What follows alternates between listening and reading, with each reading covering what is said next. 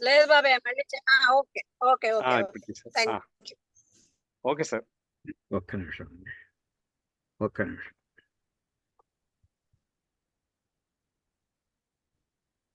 నేను ఒక్కటే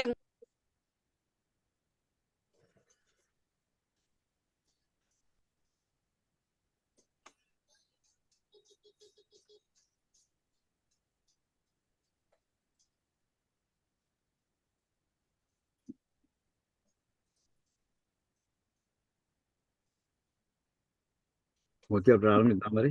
తప్పకుండా అండి. హలో హలో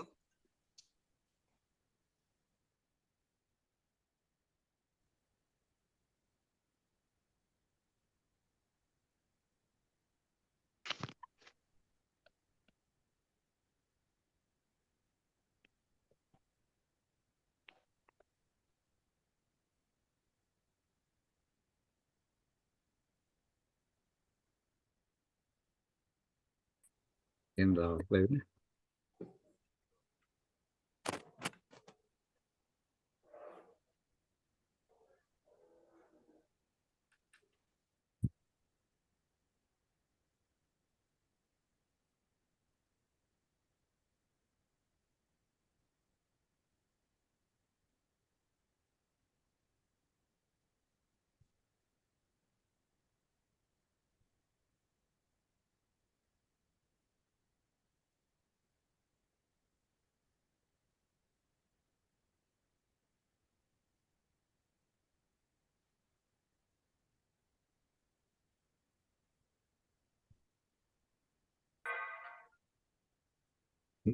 ఓం శ్రీ మహాగణాధిపతయే నమః. ఓం శ్రీ మహాసరస్వత్యై నమః. ఓం శ్రీ గురుభ్యో నమః. హరి ఓం. ఓం గణానాం త్వా గణపతిం హవామహే కవిం కవీనాముపమశ్రవస్తమం. జ్యేష్ఠరాజం బ్రహ్మణాం బ్రహ్మణస్పత ఆనశృణ్వన్నోతిభిः సేదసాదనం. ఓం ప్రణో దేవీ సరస్వతీ వాజేభిర్వాజినీవతి ధీనామవిక్రియవతు. ఓం వాగీషాద్యాస్సు మనసः సర్వార్థానాముపక్రమే యం నత్వా కృతకృత్యాస్యస్తం నమామి గజాననం. యస్య నిశ్వసితం వేదాః యో వేదేభ్యోऽఖిలం జగత్ నిర్మమేతమహం వందే విద్యాతీర్థమహేశ్వరం. శాంతం పద్మాసనస్థం శశిధరమకుటం పంచవక్త్రం త్రినేత్రం శూలం వజ్రం చ ఖడ్గం పరశుమభయదం దక్షభాగే వహంతం. నాగం పాశం చ ఘంటాం ప్రళయహుతవహం సాంకుశం వామభాగే నానాలంకారయుక్తం స్ఫటికమణినిభం పార్వతీశం నమామి. ఓం అథాత్మానకం శివాత్మానకం శ్రీరుద్రరూపిణిమేవం ధ్యాయేతు.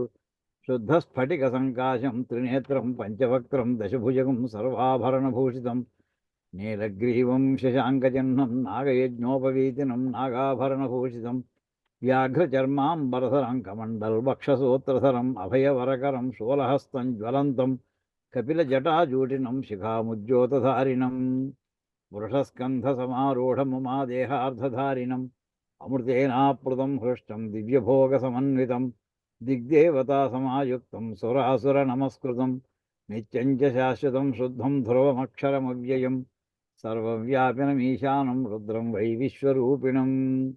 ఏవం ధ్యాత్వా ధియః సమ్యక్ తతో యజనమారభేత్. గురుర్బ్రహ్మా గురుర్విష్ణుః గురుర్దేవో మహేశ్వరః గురుః సాక్షాత్ పరబ్రహ్మ తస్మై శ్రీ గురవే నమః.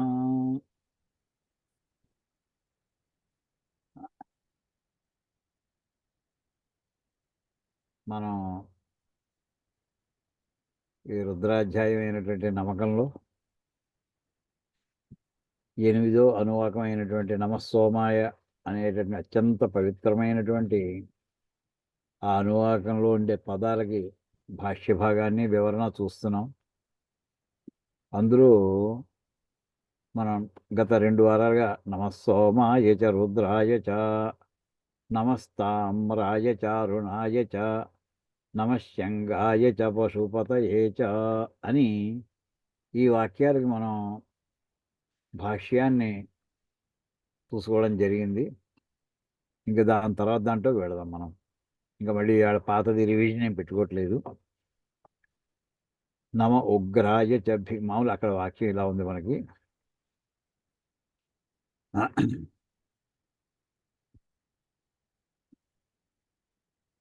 ఆఖరి ఈ పేజీలో కింద భాగంలో చూడండి, పైన నమశంగాయ చ పశుపతయే చ. ఇప్పుడు ఇక్కడ కర్సర్ నమ ఉగ్రాయ చ భీమాయ చ. ఇక్కడ సాయన భాష్యం ఏం చెప్తున్నారంటే విరోధిన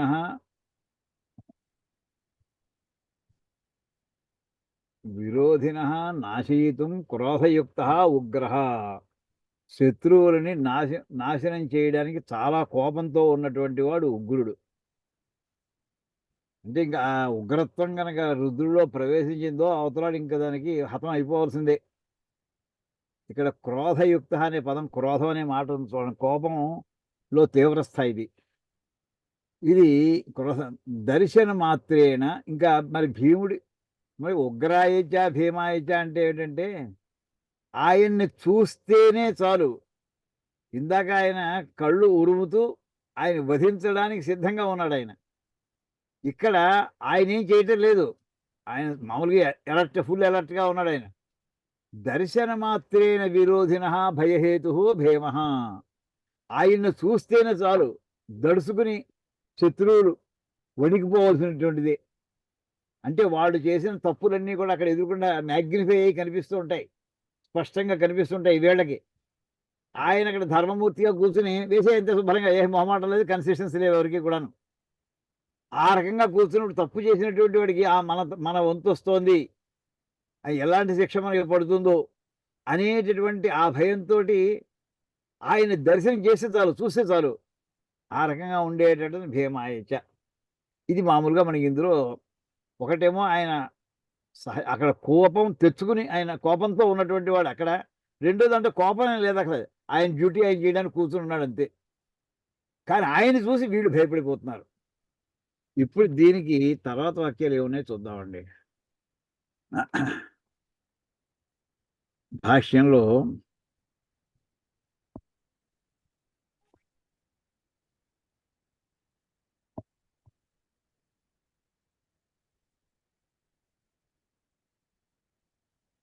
అక్కడ మామూలుగా రుద్ర మన్యు అనే చోటనే కోప అని రాశారు. ప్రథమానువాకి ప్రథమ ఎంత చెప్పుకొచ్చారు అనుకోండి, ఇది చూసాం మనం. అయితే మనం నిత్యము పూజ చేసేప్పుడు కూడా ఈ ఉగ్ర భీమ అనే రెండు పదాలు మామూలుగా జంట కవుల్లో మనం జంట పదాల కిందే వాడుతూ ఉంటామండి చాలా చోట్ల. పూజ అంతా చేసిన తర్వాత ఆఖరిని శివ పూజ చేసేప్పుడు పువ్వులతోటో అక్షతలతోటో ఏం చేసినా ఓం భవాయ దేవాయ నమః, ఓం శర్వాయ దేవాయ నమః, ఓం ఈశానాయ దేవాయ నమః, ఓం 8 నామాలతో చేస్తాం. పశుపతయే దేవాయ నమః, రుద్రాయ దేవాయ నమః, ఉగ్రాయ దేవాయ నమః, భీమాయ దేవాయ నమః, మహతే దేవాయ నమః అంటాం. ఇక్కడ ఉగ్ర భీమ అందులో ఇంకోటి ముందర రుద్ర కూడా చేశారు. ఇలాగ 3 భయంకరమైనటువంటి పదాలతో ఉండేటువంటి ఆ రుద్రమూర్తిని మనం అర్చన చేస్తుంటాం. అలాగే అమ్మవారికి వెంటనే ఆయనకి ఎలాంటి లక్షణాలు ఉన్నాయో ఆవిడ సరిగ్గా అలాంటిదే, పెర్ఫెక్ట్ ఫ్రీక్వెన్సీ మ్యాచ్ వాళ్ళిద్దరిది కూడాను. భవస్య దేవస్య పత్న్యై నమః, శర్వస్య దేవస్య పత్న్యై నమః, ఈశానస్య దేవస్య పత్న్యై నమః, పశుపతేర్దేవస్య పత్న్యై నమః, రుద్రస్య దేవస్య పత్న్యై నమః, ఉగ్రస్య దేవస్య పత్న్యై నమః, భీమస్య దేవస్య పత్న్యై నమః, మాతో దేవస్య పత్న్యై నమః. ఒకటి గుర్తుపెట్టుకోండి, సామాన్యంగా అర్చన చేయించేవాడు సంస్కృతం ఇంకా బాగా ప్రాక్టీస్ నేర్చుకుంటుంటే మహతో దేవాయ అంట. కాదండి, ఇది దేవాయ చతుర్థీ విభక్తి ఏకవచనం. మహశబ్దంలో చతుర్థీ విభక్తి ఏమవుతుందంటే మహతే మాత్రమే వస్తుంది. అంచేత శివుడికి మనం పూజ చేసేప్పుడు మహతే పదం రావాలి, మహతో రాకూడదండి, గుర్తెట్టుకోండి. అమ్మవారిది ఏమిటంటే అక్కడ మహతో దేవస్య, అక్కడ దేవస్య షష్ఠీ విభక్తి ఏకవచనం. అయితే మహశబ్దంలో షష్ఠీ విభక్తి ఏకవచనం అంటే మహతః అవుతుంది. అంచేత అక్కడ మహతో దేవస్య, ఆ తర్వాత పత్ని, మరి పత్ని చతుర్థి భక్తే, మహత్తరమైనటువంటి శక్తి కలిగినటువంటి ఆ దేవుని యొక్క భార్యకి అని అర్థం వస్తుంది. అయితే ఈ 2 పదాలు సామాజికంగా మన సంస్కృతం ఈ మాత్రం నేను తెలుసుకోవచ్చు. శివుడికి చేసేప్పుడేమో ఆఖరిని మహతే చెప్పుకుంటూ ఉండండి, అమ్మవారికి చెప్పేప్పుడు మహతో దేవస్య అని చెప్తూ ఉండండి, సరిపోతుంది. సరే, అంటే ఎందుకు చెప్పానంటే ఇది నిత్య పూజలో ఎంత సంక్షిప్తం చేసినా కానీ ఈ 2 పదాలు మాత్రం చెప్పి తీరతారు అందరూ కూడాను. మిగతా పెద్ద పూజ అష్టోత్తరాలు చేయకపోవచ్చు కానీ ఈ అష్టనామాలతోటి చేస్తుంటారు. అయితే ఇక్కడ ఇందులో మనకు కనిపించేటటువంటిది ఇక్కడ చూడండి. ఇదంతా మనం చూసాము. ఇది బాగా అంతా అయిపోయింది మనకి.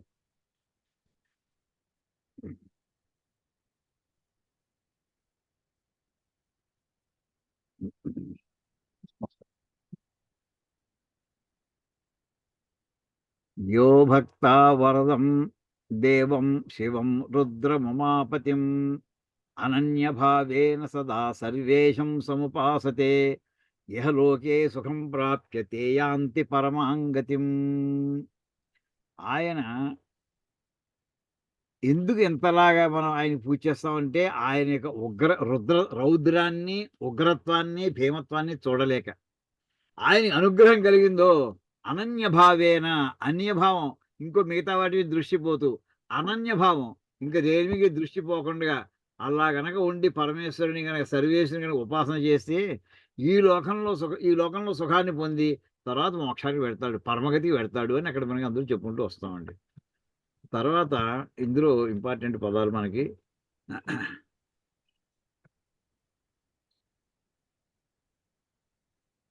ఇక్కడ మనం చూడవలసినటువంటిది అండి.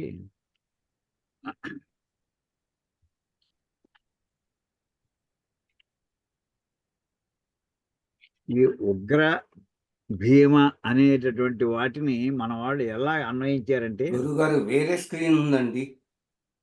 షష్ఠిపూర్తి వర్తకల్ప కదా, అవునండి. అదే కనిపిస్తుంది. కావాలి అదే దానికోసం ఓకే. వచ్చాను. ఓకే.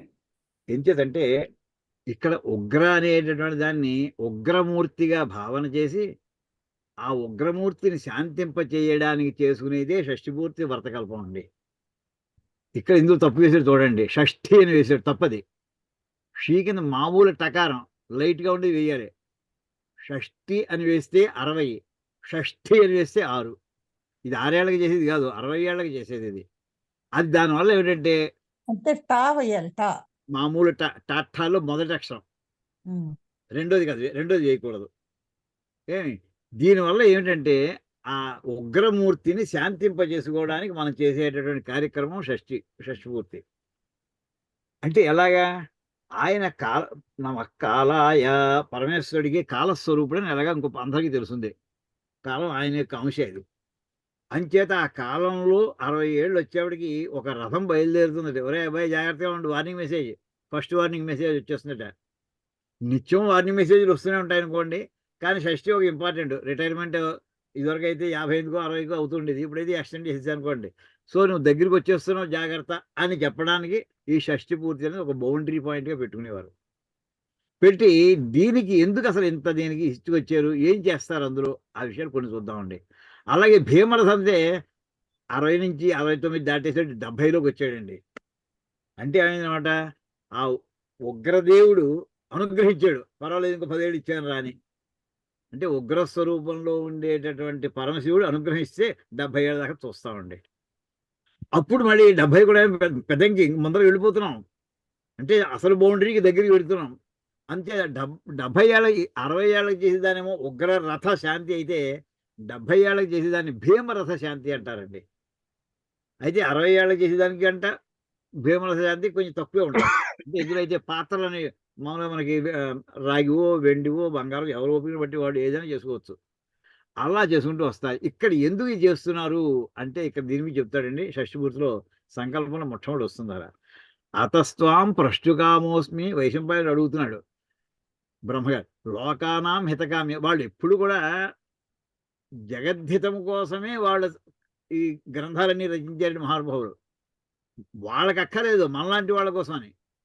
శతం సహా మనుష్యాణం ఆయుర్వదతి శృతి కలౌ యుగేతు తన్యోనం నజానే కారణమునే స్వల్పాయుషో మహాభాగా భవిష్యంతి కలౌ యుగే. శృతి వేదం ఏమని చెప్తోంది, మనుష్యుడికి శతం సమాహ ఆయు. సమము అంటే సంవత్సరం అర్థమమ్మా, శతం సమాహ అంటే 100 సంవత్సరములు అని ఆయుష్ అని వేదం చెబుతోంది. కానీ కలియుగంలో వచ్చేవాడికి 100 ఏళ్ళు జీవించడం ఎంతో చాలా తక్కువ. న్యూనం. న్యూనం అంటే తక్కువ. ఎందుకు తగ్గిపోతుంది వాళ్ళ ఆయుష్? నజానే కారణమునే కారణం మాకు తెలియటం లేదు అంటున్నాడు వైశంపాయన మహర్షి బ్రహ్మగారితోటి. స్వల్పాయుష మహాభాగ. ఎంత పుణ్యాత్ములైనా సరే 80 దాటిందంటే ఇంక వాడిని ఇంకా వీళ్ళు లెక్కేస్తున్నారు. ఇంకా ఎనీ టైం బోనస్ కింద 60 నుంచి 65 దాటితేనే బోనస్. స్వల్పాయుష. మిగతా ఆయుష్ అంతా కూడా ఇంకా చాలా అల్పాయుష్కులుగా ఉంటున్నారు వీళ్ళు కలవయుగే కలియుగంలో. అందుచేత దీనికి అతను అడుగుతూ ఉంటాడు అనమాట, దీనికి ఏమైనా ఒక పరిష్కార మార్గం ఉందా అంటే పూర్ణ ఆయుష్కి ఉండడానికి. పూర్ణాయుష్ అంటే జ్యోతిష్య ప్రకారం 120 ఏళ్ళండి. ఇక్కడ శృణురాజన్ ప్రవక్ష్యామి శాపస్యాంత, ఇది ఒక కథలో మధ్యలో తీసుకొచ్చి షష్ఠి పూర్తి, ఇక్కడ కరెక్ట్ వేసాడు, షష్ఠి అని వేశాడు. షష్ఠి పూర్తి వ్రతన్నామ మహదస్తి నృపోత్తమ కురుష్వ నరశార్దోల తద్వ్రతం సుశుభావహం కృతే తస్మిన్ మహాప్రాజ్ఞ పునఃప్రాప్నోషి యౌవనం. అంటే ఓ రాజా, షష్ఠి పూర్తి అనేటటువంటి ఒక వ్రతం ఉందయ్యా, ఆ వ్రతం చేసుకుంటే మామూలు నీకు వయస్సు ఎక్స్టెండ్ అవుతుంది, మళ్ళీ వయస్సులో ఉన్నట్టుగా ఉన్నట్టు అవుతావు అంటూ ఆ వ్రతాన్ని గురించి ఇక్కడ షష్ఠి పూర్తి గురించినటువంటి ఈ మాట చెప్తాడు. అంటే దీని షష్ఠి పూర్తి గురించి కొన్ని విశేషాలు చూద్దామండి. అంటే మనకి ఉగ్ర భీమ అనే పదాలకి శాంతి ఎలాగా, శిక్షలు కరెక్టే, శిక్ష అనుభవించేప్పుడు లైట్గా పడడానికి ఏమైనా అవకాశం ఉందా? దాని మీద మామూలుగా మనం చేసేటటువంటి కర్మలు, వైదిక కర్మలు కానీ లౌకిక కర్మలు కానీ ఎన్ని రకాల దోషాలు ఉండడానికి ఉందో, ఆ దోషాలన్నీ ఎన్ని కోణాల్లో రిఫ్లెక్ట్ అవుతూ ఉంటాయో. అంచేత మన సంకల్పం చెప్పేప్పుడు చూడండి ఒకసారి. సంకల్పం చెప్పిన తర్వాత నామధే యస్యామమ ఆయుష్యాభివృద్ధ్యర్థం, ఇక్కడ నక్షత్రపూర్వకం ఆదిత్యాది నవగ్రహ దేవతా ఉద్దిశ్య, నక్షత్రాది నవగ్రహాది దేవతా ప్రీత్యర్థం. ఇక్కడ నక్షత్ర ఆది నవగ్రహాది, నక్షత్రములు అంటే అన్ని నక్షత్రాలకి ఉన్నటువంటి దేవతలు, నవగ్రహాలకు ఉండేటటువంటి దేవతలు, ఇంకా ఇలాంటి ఇంకా దేవతలు చాలామంది ఉన్నారు. వాళ్ళందరి ప్రీతి కోసం నేను చేస్తున్నానయ్యా. అయితే ఏమిటి, నువ్వు అని తప్పులేం చేసి ఉండవేమో కదా? లేదు, అనేక నా జన్మలో అనేక దోషాలు ఉండి ఉండొచ్చు. మమ జన్మరాశివశాత్ నామరాశివశాత్ జన్మ నక్షత్రవశాత్ నామనక్షత్రవశాత్ జన్మలగ్నవశాత్ నామలగ్నవశాత్ జన్మాంశవశాత్ నామాంశవశాచ్చ మహాదశాదివశాత్ షడ్బల వేధవశాత్ గోచార వేధవశాత్ వామవేధవశాత్ త్రివిధ శాస్త్రోక్త వేధవశాత్ కాలచక్రవశాత్ సర్వతోభద్రచక్రవశాచ్చ ఛత్ర చామరాది తోరణ సింహాసన దశాంక రాహుచక్రాది వర పతి చతుష్పతి చక్రవశాత్ అష్టక వర్గాది జీవరూపాది బలై యామల ప్రోక్తవశాచ్చ మమ జన్మ కర్మ సాంఘాతిక సాముదాయిక వైనాశిక లప్తలప్తోపరి అంగగ్రహవశాత్ భావగ్రహవశాత్ భూతాద్యంతరిక్ష మహోత్పాతక దుస్వప్న దుశ్శకునవశాచ్చ యో అరిష్ట సూచిత తదరిష్ట పరిహార ద్వారా ఆయుష్యాభివృద్ధ్యర్థం ఏ గ్రహాః శుభస్థానేషు స్థితాః తేషాం గ్రహాణాం అతిశయ ఫలావాప్త్యర్థం ఏ గ్రహాః అరిష్టస్థానేషు స్థితాః తైస్తైః క్రియమాణ కరిష్యమాణ వర్తమాన వర్తిష్యమాణ సూచిత ఆగామి సర్వ అరిష్ట పరిహార ద్వారా శుభస్థాన ఫలావాప్త్యర్థం అని చెప్పి సంకల్పంలో మన ఎన్ని రకాల కోణాల్లో మన జీవితాల్లో దోషాలు ఉండొచ్చో జాతకాల్లో ఆ పెద్ద లిస్టు చెప్పాడండి. మన జాతక చక్రం ఏమంటుంటే మనకి రాశి చక్రం వేసి చేస్తుంటారు, కానీ రాశి చక్రం ఒకటే కాదండి, ఇంకా అక్కడి నుంచి అందులో 16 రకాల చక్రాలు ఉన్నాయి. ఇంకా ఎక్కువ వేసుకోవచ్చు కూడా, వేసుకోకూడదు ఏం లేదు, ఒక్కొక్క డిగ్రీకి ఒక్కొక్క చక్రం వేసుకోవచ్చు. అది అలాగే మనకి గృహప్రవేశాలు ఇంటికి లెక్కేసేప్పుడు జన్మ నక్షత్రం పనిచేయదండి, నామ నక్షత్రం కావాలి. నామరాశి వశ దాని మీద పెద్ద సదస్సు కూడా జరిగింది. ఆ నామ నక్షత్రాలు ఎలా నిర్ణయం అవుతాయి, మహర్షులు ఎలా నిర్ణయించారు, అదో పెద్ద శాస్త్రం. అది చిన్న మాటలు ఇక్కడ తెలియజేస్తున్నాడండి. జన్మరాశి వశాత్ అన్నాడంతే మొత్తం జ్యోతిష్ శాస్త్రంలో ప్రధాన భాగం అంతా వచ్చేసింది. నామరాశి వశాత్, నామ నక్షత్రానికి ప్రత్యేకించి అదో పెద్ద విభాగం అది.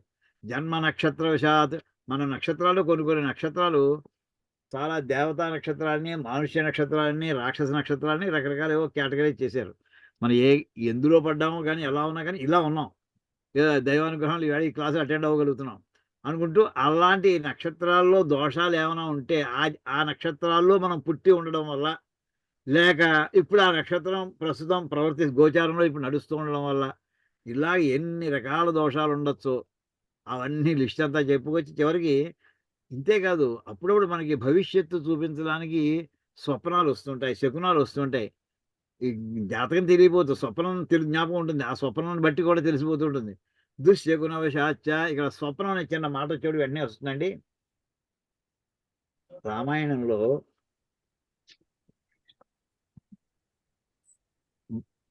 దశరథ మహారాజు శ్రీరామచంద్రుడికి పట్టాభిషేకం చేయడానికి ఎన్ని రోజుల ముందర ముహూర్తం పెట్టుకున్నాడు, ఆయన పెట్టాడు. ఎవరు పెట్టారు? వశిష్ఠ మహర్షి, ఆయన కులగురువు. ఆయన పెట్టలేదండి, వశిష్ఠ మహర్షి పెట్టలేదు శ్రీరాముడి పట్టాభిషేకానికి. దశరథుడు పెట్టేశాడు. కారణం ఏంటంటే దశరథుడికి అంటే ఇక్కడ దుస్వప్నం విషయాలు చెప్తున్నాను, కారణం చెప్తున్నాను. తాను పోయే ముందు వారం రోజుల ముందర ఒక పీడకలు వచ్చిందండి. ఇది వాల్మీకి రామాయణంలో ఉంది. పీడకలు వచ్చింది. అతను చదువుకున్నటువంటి వాడు, దశరథ బాగా చదువుకున్న లెర్నెడ్ పర్సన్, అతను లెర్నెడ్ ఎంపరర్. ఆ పీడకలకు వస్తే ఏమవుతుందంటే ఆ వచ్చినటువంటి వాడు ఒక వారం రోజుల్లో ప్రాణం వదిలేస్తాడు అని గ్రంథాల్లో పూర్వం చదువుకున్నాడు అతను. ఇప్పుడు ఆ పీడకలకు తనకు వచ్చింది. సో దాంతో ఏమైందంటే, ఓహో నేను అంటే ఇంక త్యాగం చేసే సమయం దగ్గరికి వచ్చేసింది అన్నమాట అనుకున్నాడు. అయితే అది ఒక్కటే పద్ధతి పెట్టుకోలేదు అతను. వెంటనే ఏం చేశాడంటే అది ఎవరితో చెప్పుకోలేదు, భార్యతో కానీ ఎవరితో చెప్పలేదు అతను, మంత్రులతో కానీ. వెంటనే ఏం చేశాడు, ఆయన దగ్గర వశిష్ఠ మహర్షి కాకుండా ఆ వేళ జ్యోతిష్ శాస్త్రం ప్రతి వాడికి తెలుసు, అందులో మహర్షులు చాలా మంది మంత్రులు కూడా ఉండేవారు. ఒక్క ఆయన్ని పర్సనల్గా పిలుచుకున్నాడు. పిలుచుకుని తన జాతకం తనదని చెప్పకుండా ఆయన ఇచ్చి, ఏమంటే ఈ జాతకుడి పరిస్థితి ఎలా ఉంటుంది చూడండి అని అన్నాడు ఆయన. ఆయన ఏం చేశాడంటే జాతకం చూసి, ఈ జాతకుడు ఒక వారం రోజుల్లో కాలం చేసేయచ్చండి అన్నాడు. ఈ రెండో లెవెల్ కన్ఫర్మేషన్ వచ్చేసింది అప్పుడే. అయిపోయిన తర్వాత ఆయన పంపించేశాడు. ఇంకో జ్యోతిష్కుడిని పిలిచాడు. దానికి ఏం చేశాడంటే జగల్లగ్నం అని ఉంటుందండి. ప్రతి దేశానికి ఓ జాతకం ఉంటుంది. మన భారతదేశానికి కూడా జాతకం ఉంటుంది, ఆంధ్రప్రదేశ్కి జాతకం ఉంటుంది, తెలంగాణ జాతకం. అది ఎప్పుడు ఫార్మ్ అయ్యాయో దాన్ని బట్టి నిర్ణయించి జాతక చక్రం వేస్తారు. అలా అయోధ్య నగరం ప్రధాన కేంద్రంగా ఉండేటటువంటి ఆ రాజ్యం, దశరథ మహారాజు యొక్క రాజ్యం ఏదైతుందో దానికి ఉండేటటువంటి ఆ జగల్ లగ్నం అంటారు, దాన్ని జగత్తు లగ్నం. ఆ లగ్నం మన పట్టిగా ఇంకో సిద్ధాంతి గారికి ఇచ్చాడు ఆయన. ఇంకో ఋషిని ఎవరిని పిలిచాడు, ఏమండి ఈ జాతకం ఎలా ఉందో చూడండి అని. ఈ జగల్ లగ్నం ఎలా ఉందో చూడండి అన్నాడు. ఏ దేశంతో చెప్పలేదు.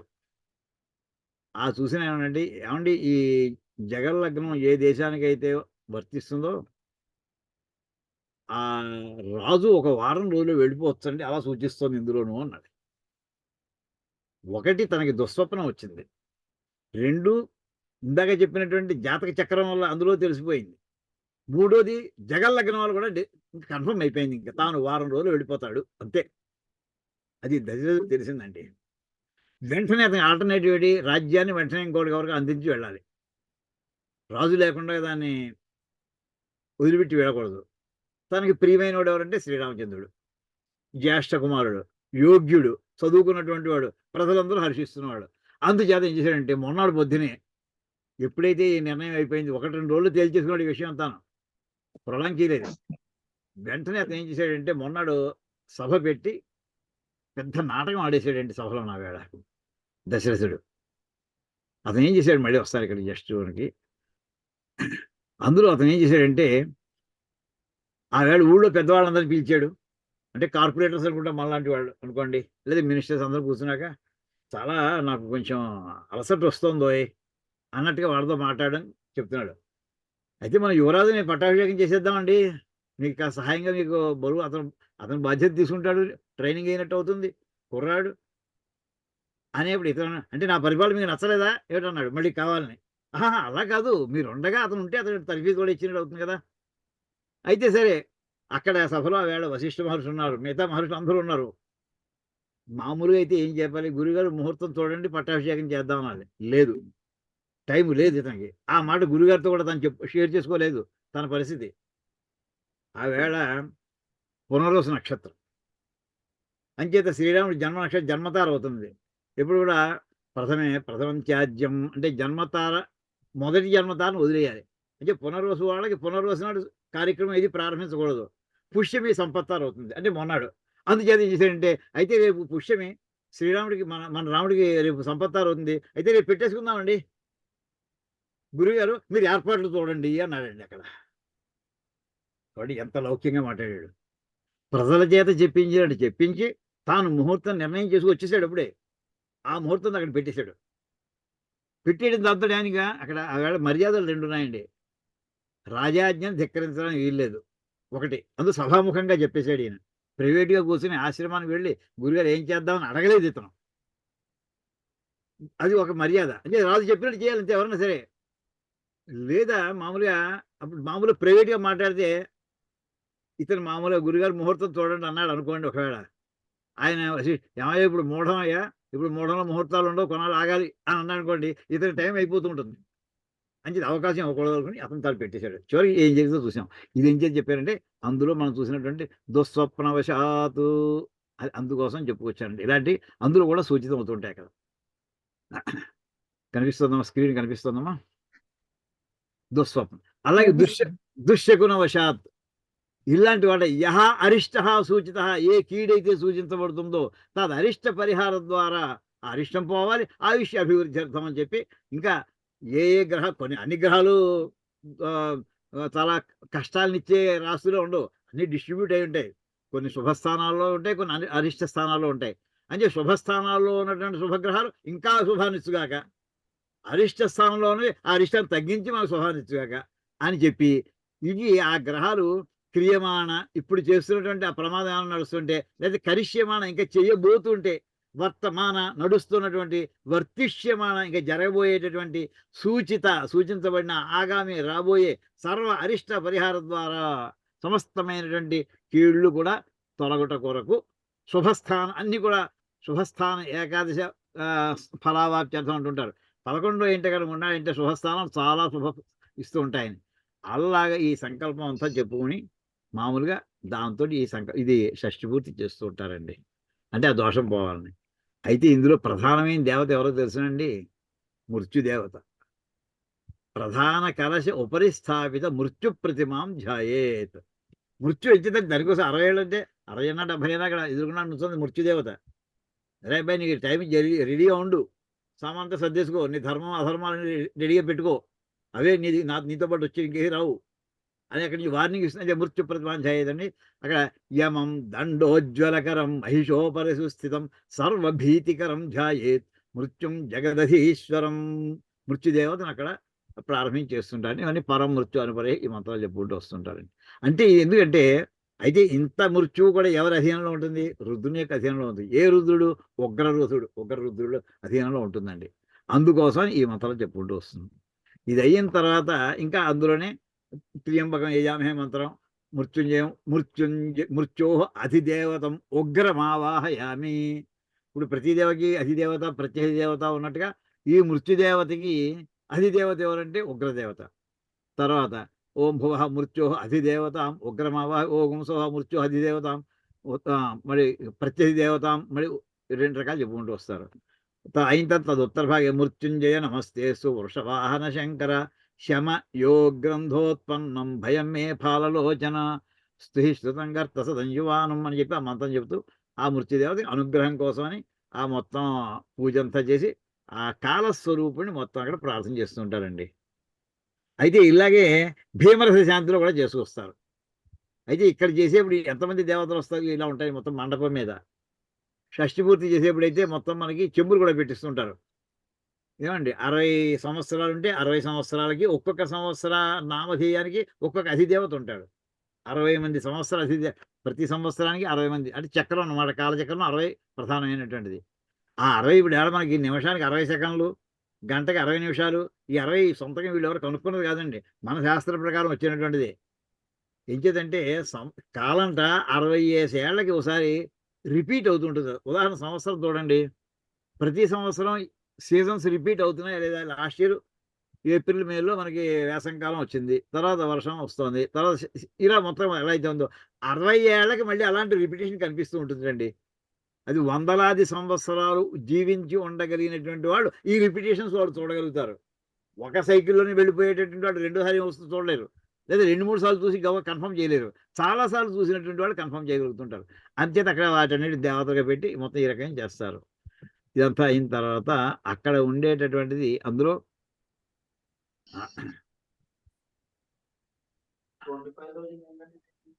ఇక్కడే ఇంకోటి ఉందండి. ఏ ఏ దేవతలు వస్తారు అది అక్కడ లిస్ట్ ఒకటి ఉంది, అది చూపిస్తాను. జస్ట్ ఒక్కసారి అండి, స్క్రీను ఒక్క నిమిషం మళ్ళీ వస్తాను, నేను చూపిస్తాను.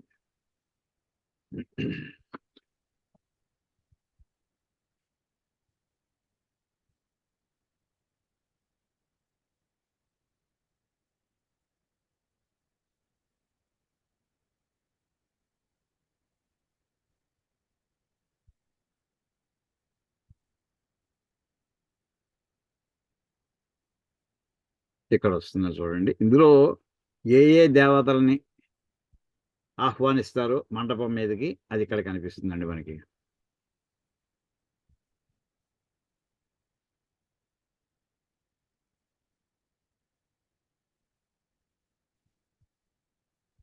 ఇక్కడ చూడండి, షష్ఠిపూర్తి పూజలో దుర్గాదేవి, గణపతి, క్షేత్రపాలక, తర్వాత అభయంకర, మృత్యుంజయ, సదాశివ అనేటటువంటి ఒక కేటగిరీ.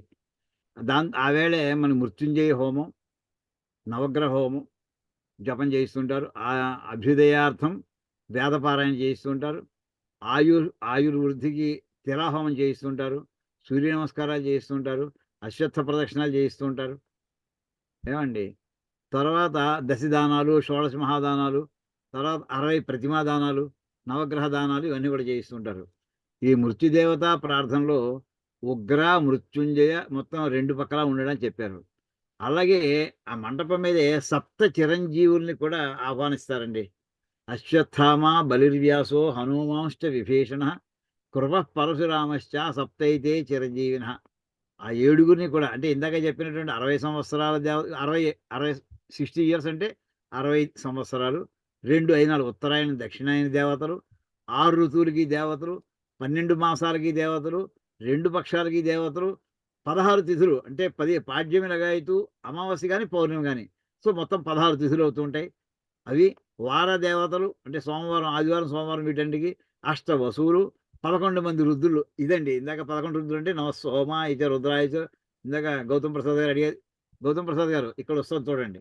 అందులో ఉగ్రాయచ, భీమాయచ అనేటువంటి రుద్ర స్వరూపులు, 27 నక్షత్ర అధిదేవతలు, 27 యోగాలు. మనం పంచాంగం అనే మాటకి తిథి, వార, నక్షత్ర, యోగ, కరణములు అంటారండి.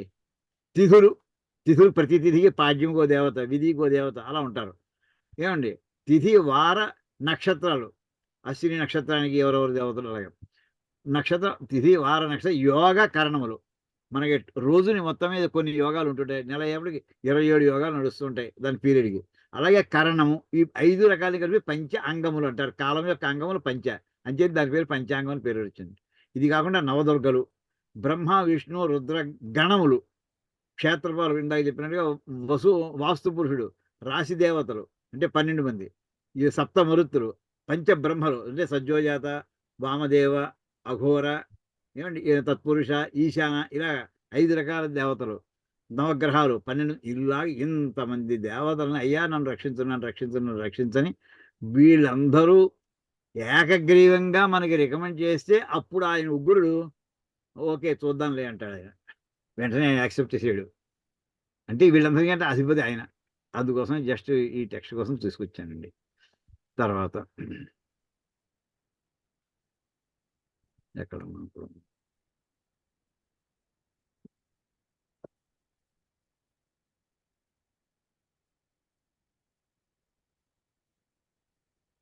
ఇది ఒకసారి వెనక్కి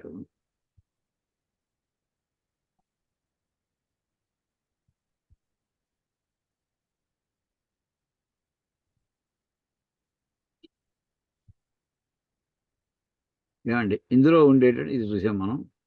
ఈ రకంగా ఉగ్రాయచ, భీమాయచ అనేటటువంటి దానికి సంబంధించినటువంటి కొంత వివరణ, అంటే కాలస్వరూపుణ్ణి అనుగ్రహం పొందడం కోసం మనం ప్రయత్నం చేయాలి అని చెప్తుంటారు. తర్వాత మన అవకాశాలను బట్టి అనుకోండి. తర్వాత ఉగ్రాయచ, భీమాయచ, తర్వాత మాత్రం నమో అగ్రే వధాయ చ దూరే వధాయ చ. అగ్రే వధాయ చ దూరే వధాయ చ అదండి. అగ్రే వధాయ అంటే ఎదురుకుండా ఉన్నటువంటి వాడిని చంపేటటువంటి వాడు. దూరే వధాయ చ ఎదురుకుండా లేడు వాడు, వాడు ఎక్కడో ఉన్నాడు వాడు, అయినా సరే చంపేస్తాడు వాడిని. అదే మాట చెప్తున్నాడు భాష్యంలో కూడా, చూడండి ఒకసారి. అగ్రే పురతః వధః అస్య ఇది అగ్రే వధః అంటే ఎదురుకుండా ఈ వ్యక్తికి వధ జరగబోతోంది ఈయన వల్ల. అలాగే ఏవం దూరే వధః అని సాయం భాష్యం అలా ఇచ్చారండి. దీనికి భట్ట భాస్కరం ఏమని ఇచ్చారంటే నమో అగ్రే వధాయ చ అగ్రే అభిముఖే స్థిత్వా హంతి అంటే అవతల వాడిని ఎదురుకుండా ఉండి చంపుతాడు. తర్వాత ఇంకా ఎంతయ్యాక యద్వా అగ్రే పూర్వం జిఘాంసాయామేవ జిఘాంసూనాం ఘాతకాయ అంటే పూర్వం జిఘాంసాయామేవ అంటే వాడిని ఎవరిని చంపాలో ముందరే నిర్ణయించుకున్నాడు ఆయన. అలాంటి వాళ్ళని లిస్టు పెట్టుకుని వాళ్ళు ఎదురుకుండా నుంచుని చంపడం.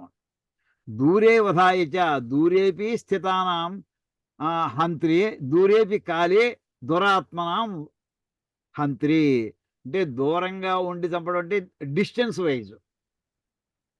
అలా కాకుండా కాలంలో దూరం, ఇంకో 100 ఏళ్ళకి పోవాలి వీడు. ఓకే, ఈవేళ నిర్ణయం చేస్తాడు వీడు 100 ఏళ్ళ వీడు మరణశిక్ష చేసామంటాడు. అయితే ఆ వేళ వాడు ఎన్ని జన్మలు ఎత్తండి, ఆ క్షణంలో వాడు మరణించవలసిందే. ఆ రకమైనటువంటి అర్థం కూడా వస్తుంది అండి దీనికి, ఈ మంత్రానికి. అయితే దీనికి ఇప్పుడు అగ్రే వధాయ అనే మాట మనకి ఎక్కడొస్తుంది? మీకు కిందసారి ఒక కథ భారతంలో మహాభారతంలో కథ చెప్పుకున్నామండి. అర్జునుడు ద్రోణ పర్వంలో ద్రోణాచార్యుల వారిని అంటే మొత్తం 5వ రోజు 15వ రోజు యుద్ధం అనమాట. అయిపోయిన తర్వాత ధృష్టద్యుమ్నుడు ఆయన శిరస్సుని ఖండించడం, ఇంతట్లో అశ్వత్థామ రావడం, నారాయణాస్త్రం లాంటి ప్రయోగించడం, దాంతో మొత్తం కృష్ణార్జునులు ఇద్దరు కూడా హతమైపోతారు అని అతను భ్రమించాడు అశ్వత్థామ. కానీ వాళ్ళిద్దరు సుఖంగా, అందరూ కూడా సుఖంగా బయటకు వచ్చారు కృష్ణ పరమాత్మ యొక్క అనుగ్రహంతో.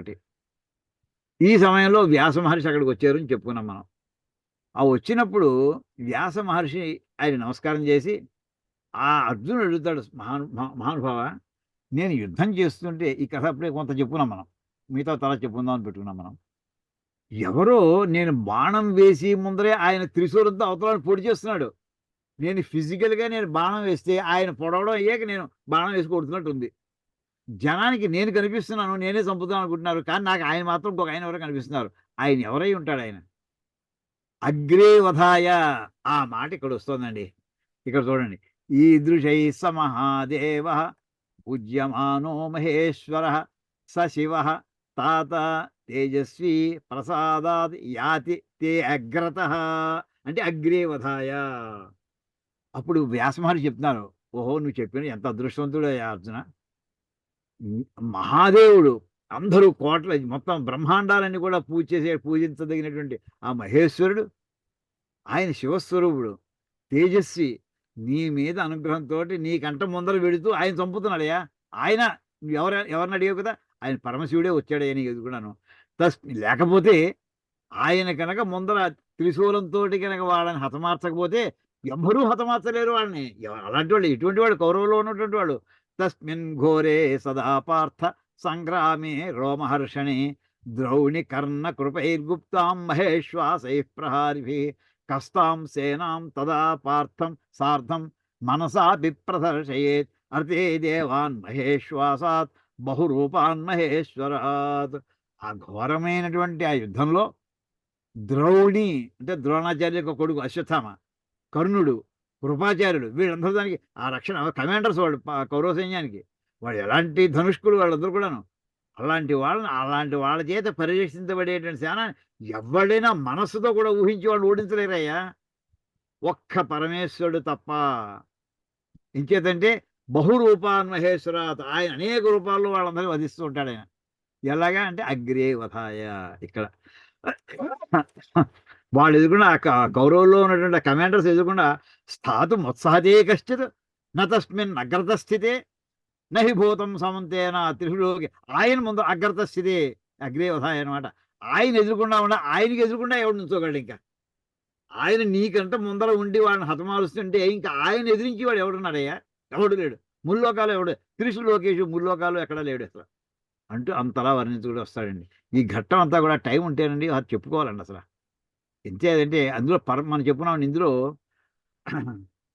ఇది శతరుద్రీయం, నమకానికి భాష్యాన్ని, అంటే దాని యొక్క తాత్పర్యాన్ని, దాని భావాన్ని వ్యాస మహర్షి భారతంలో పెట్టేశారండి. ఆ మాట చెప్తున్నాడు. ఏషదేవో మహాదేవ యోసోపార్థత వాగ్రహ సంగ్రామే శాస్త్రవాన్ నిఘ్నం త్వయా దృష్ట పినాకధురుకు. ఓ అర్జున, నీకంట తవ అగ్రత, నీకంట ముందర ఎవరైతే ఏ దేవుడైతే శత్రువుల్ని తప్పుకుంటూ వెడుతున్నాడో ఆయన్ని నువ్వు చూసేవయ్యా. ఆయన పినాకపాని. నువ్వు ఇంకోటి సింధురాజ వధార్థాయ ప్రతిజ్ఞాతే త్వయానఘ కృష్ణేన దర్శిత స్వప్నే యస్తు శైలేంద్రమూర్ధని ఏష వై భగవాన్ దేవ సంగ్రామే యాతి తే గ్రథ ఏన దత్తాని తేస్త్రాని యైస్త్వయ దానవాహతాః. నువ్వు సైంధవుణ్ణి వధించడం కోసం ఎప్పుడైతే ప్రతిజ్ఞ చేసావో ఆ వేళ రాత్రి పడుకున్నప్పుడు స్వప్నంలో, ఇందాక చెప్పాను, ఇందాక దుస్వప్నం అక్కడ దశరథుడిది, ఇక్కడ సుస్వప్నం. ఆ స్వప్నంలో ఏమొచ్చిందంటే మామూలు ఒక చోట మనకి వర్ణించింది, అర్జునుడికి స్వప్నంలో పరమశివుడు మళ్ళీ ప్రత్యక్షం అయ్యాడు, కల్లో వచ్చాడు. అభిమన్యుడు పోయిన రాత్రి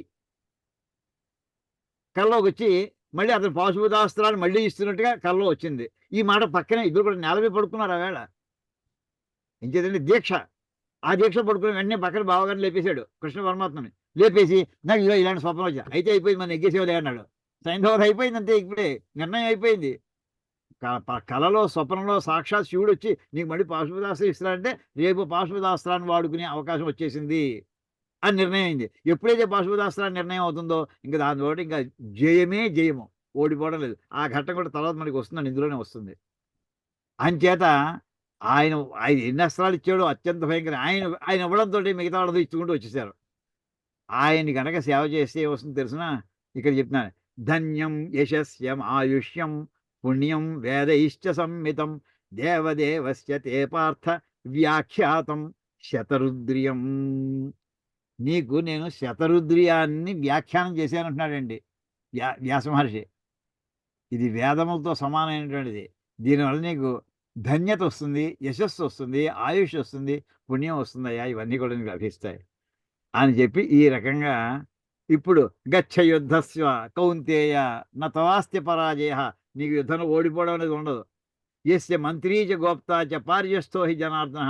నీ పక్కనే ఉన్నటువంటి వాడు ఆయనే నీ మంత్రి, ఆయనే నీ రక్షకుడు కూడా అని చెప్పి ఆ రకంగా చెప్పి ఆ ఘట్టాన్ని ఆయన చెప్పేసి ఆయన వెళ్ళిపోతారు. చెప్పేసిన తర్వాత ఏవముక్త్వా అర్జునం సంఖ్యే పరాశర సుతస్తదా జగామ భరత శ్రేష్ఠ యథాగత మరిందమా. ఆ విధంగా వ్యాస మహర్షి అర్జునుడికి ఉపదేశించవలసినంత చెప్పేసేసి ఇలా వెళ్ళిపోయాడే ఆయన అంటూ యుద్ధం కృత్వా మహద్ఘోరం పంచాహాని ఇప్పుడు ద్రోణాచార్యులు చేసినటువంటి మహాయుద్ధం గురించి చిన్న వాక్యాలు రాస్తున్నారండి. యుద్ధం కృత్వా మహద్ఘోరం పంచాహాని మహాబల బ్రాహ్మణో నిహతో రాజన్ బ్రహ్మలోకమవాప్తవాన్. ఈ బ్రాహ్మణుడు ద్రోణాచార్యులు 5 రోజులు పంచ అహాని 5 పగళ్ళు, పగళ్లే కాదండి రాత్రిపూట కూడా చేశాడండి. అంటే 5 రోజులు అని అర్థం. 5 రోజులు యుద్ధం చేసి మహాఘోరమైన యుద్ధం చేసి ఆయన బ్రహ్మలోకాన్ని వెళ్ళిపోయాడయ్యా. అంటే ఇక్కడ తలకాయ కోసేసాడన్నారు దృష్టజుమ్ముడు. అప్పటికే ఆయన ప్రాణం వదిలేసాడండి. ప్రాణం లేనటువంటి బాడీ తలకాయ కోసాడు అంతే దృష్టజుమ్ముడు మన భారతం ప్రకారం. స్వధీతే యత్ఫలం. అయితే మనకేంటంటే ఈ కథ ఇలా చెప్పుకోవడంలో స్వధీతే యత్ఫలం వేదే తదస్మిన్నపి పర్వణి క్షత్రియాణం అభీరోణం యుక్తమత్ర మహద్యశ. ఎవరైతే ఈ ద్రోణ పర్వాన్ని అధ్యయనం చేస్తారో వాళ్ళకి మహద్యశ, చాలా బ్రహ్మాండమైనటువంటి యశస్సు వస్తుందయ్యా. అంతేకాదు ఇదం వేదం చదివినటువంటి వాడికి వచ్చే వేదపారాయణ చేస్తే, వేదం అధ్యయనం చేసి వేదపారాయణ చేసి ఎంత పుణ్యం వస్తుందో అంత పుణ్యం వస్తుందయ్యా అంటూ ఇదం పఠతే పర్వ శృణుయాద్వాపి నిత్యశ సముచ్యతే మహాపాపై కృతై ఘోరైశ్చ కర్మభి. ఎవడైతే ఈ ద్రోణ పర్వాన్ని చదువుతాడో లేక వింటాడో, అందరూ చదవలేకపోవచ్చు, వాడు మహాపాపం చేసినటువంటి మహాపాపాలు, ఘోరమైనటువంటి మహాపాపాలు వాడన్నీ విడిపోతాడయ్యా అంటూ ఇంకా చెప్తున్నాడు. యజ్ఞావాప్తిర్ బ్రాహ్మణస్యేహ నిత్యే ఘోరే యుద్ధే క్షత్రియాణం యశశ్చ శేషౌ వర్ణౌ కామమిష్టం లభేతే పుత్రాన్ పౌత్రాన్ నిత్యం ఇష్టాంస్తథైవ. బ్రాహ్మణుడు అయితే యజ్ఞం చేస్తే వచ్చే ఫలం అంతా కలుగుతుంది. తర్వాత ఒక క్షత్రియుడికి మహాయుద్ధం చేసి నెగ్గితే వచ్చే ఫలం అంతా వస్తుంది, కీర్తి లభిస్తుంది. మిగతా వర్ణాల వాళ్ళకి ఏం కోరుకుంటే వాళ్ళకి అది వస్తుంది. ఇష్టం కామం లభదే, నాకు ఇది కావాలి అనుకోమనండి, అయిపోతుంది వాళ్ళకి. ఇంకా అంతేకాదు, పుత్రులతోటి పౌత్రులతోటి అందరూ కూడా సుఖంగా ఉంటారయ్యా అని చెప్పి ద్రోణ పర్వంలో మనకి ఈ నమ్మకం యొక్క విశేషాలన్నింటినీ కూడా వ్యాస మహర్షి సాక్షాత్తు చెప్పినటువంటి వాక్యాన్ని మళ్ళీ వ్యాస మహర్షి రాశారు. అది ఆశ్చర్యం అండి.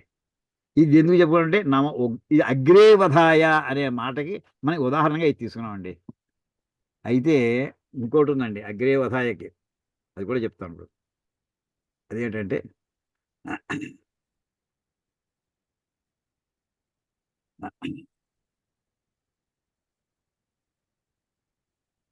ఎదురుకుండా చంపినటువంటి వాడు ఇంకోటి ఉన్నాడండి భయంకరంగా, మన్మథుడు. మన్మథుడిని ఎలా వధించాడు ఇది మనకి మనకి కుమార సంభవం అనే కావ్యాన్ని ఈయన మనకి అందించారు కాళిదాసు. ఆ కాళిదాసు అందించినటువంటి దాంట్లో ఆ ఘట్టంలోనండి మొత్తం 3వ సర్గలో, అంటే మొదటి సర్గలో పార్వతీదేవి జననం, ఆవిడ పెద్దదవడం, శివుడికి పరిచర్యల కింద ఆ అమ్మాయిని నియోగించడం, ఇదంతా అయిన తర్వాత ఇంతట్లో 2వ కథ అంతా అయింది. 3వ అధ్యాయంలోకి వచ్చిన తర్వాత ఇక్కడ తారకాసురుడిని వధించడం కోసమని శివపుత్రుడు మాత్రమే వధించగలడు అనడంతో అసలు శివుడికి పెళ్ళి ఇప్పుడు పెళ్ళమేం లేదు, ఇప్పుడు ఇంక పెళ్ళి ఎలా అవుతుంది అంటే పెళ్లి చేయాలి. పెళ్లి చేయాలంటే పార్వతీదేవి అలా చేసిన దాంట్లో మన్మథుడిని ఎక్కేసి సింహాసనం అర్ధసింహాసనం ఇచ్చి తన సింహాసనం పైన కూర్చోబెట్టి, ఇంద్రుడు ఓ నువ్వు అంతవాడు ఇంతవాడు నీకు లొంగనవాడు ఎవరైనా ఉంటాడా అని చెప్పేప్పటికి పైసలకి కన్ను మిన్ను కానకుండా చివరికి శివుడి మీదనే ఇతను ప్రయత్నం చేయబోయాడు. ఆ సమయంలో చూడండి ఎలా ఉన్నాడో ఇక్కడ వర్ణిస్తాడండి. ఆ శ్లోకాలు మనకి కుమార సంభవమే డైరెక్ట్ అయింది.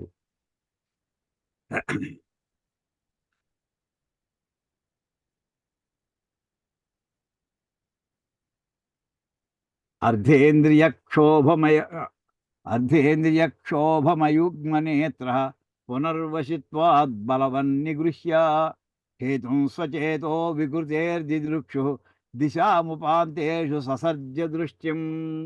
ఆయన జపం చేసుకుంటున్నాడు, పార్వతీదేవి అక్కడ తిరుగుతోంది, ఏదో పూజా ద్రవ్యాలను పట్టుకొచ్చింది.